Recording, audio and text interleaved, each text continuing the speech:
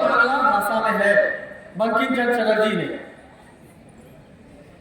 उस पुस्तक में चूंकि भारत मां को अंग्रेजों की दास्ता से मुक्त कराने में केवल गृहस्थ किसान ही भाग नहीं लिए थे, बल्कि सन्यासियों ने भी भाग लिया था। और उस समय एक विद्रोह हुआ था, सन्यासी विद्रोह। मूलतः वह जमींदारों के खिलाफ, अंग्रेजों के खिलाफ सन्यासियों का विद्रोह था, क्योंकि वो तरह तरह के गलत कर रहे थे, गलत तरह से शोषण कर रहे थे किसानों का, सन्यासियों का। तो सन्यासियों ने विद्रोह किया, जिसको सन्यासी विद्रोह कर रहे हैं। और उसी विद्रोह का वर्णन उस 1882 के जो आनंद मठ नामक पुस्तक लिखी गई उसमें किया गया। और उस पुस्तक में जो 1875 में लिखी गई थी कविता वंदे मातरम, उसको रखा गया। और उस पुस्तक का जो 2 पैरा है शुरू का, वो संस्कृत में है और बाद का पैरा बांग्ला भाषा में। बाद के दिनों में भारत के जो अन्य लोग थे, स्वतंत्रता सेनानी थे, इस वंदे मातरम को एक मंत्र बना लिया लोगों को जगाने का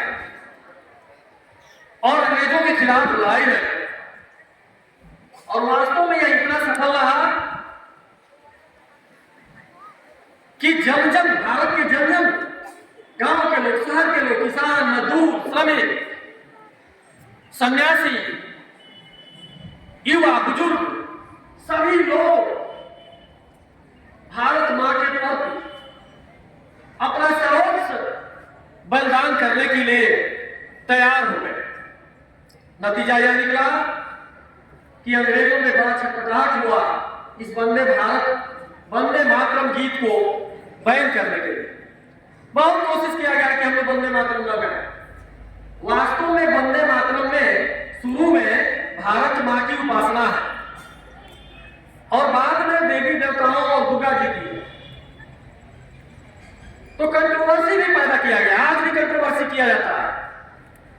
कुछ हमारा समाज के लोग हैं हमारे देश में, उनको कहा जाता है कि इसको मत गाइए, बड़ा गड़बड़ हो जाएगा। लेकिन मेरा आप लोगों से आग्रह है, कुछ गड़बड़ नहीं है। भारत हमारा मां है, मां की वंदना करना गड़बड़ नहीं होती है। मां की वंदना करना, स्तुति करना, यह हमारा कर्तव्य है। और उसी कर्तव्य को देखते हुए चूंकि 1875 में वंदे मातरम लिखा गया था, 1925 में 150 वर्ष पूरा हो रहा है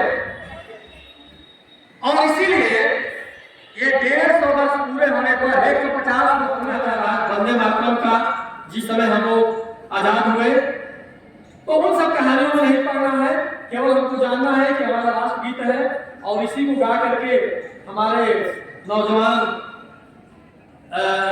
ने, स्वतंत्र वीरों ने भारत मां को आजाद कराया है। तो यहां से हम उसको बजाएंगे, क्योंकि हमको भी याद नहीं है पूरा, ना आपको याद है। प्रयास किया जाए कम से कम 8 लाइन 10 लाइन 65 सेकंड वाला पोर्शन हमको भी याद हो, आपको भी याद हो, तो बहुत बढ़िया लगेगा और हमारा एक सम्मान होगा उसके प्रति।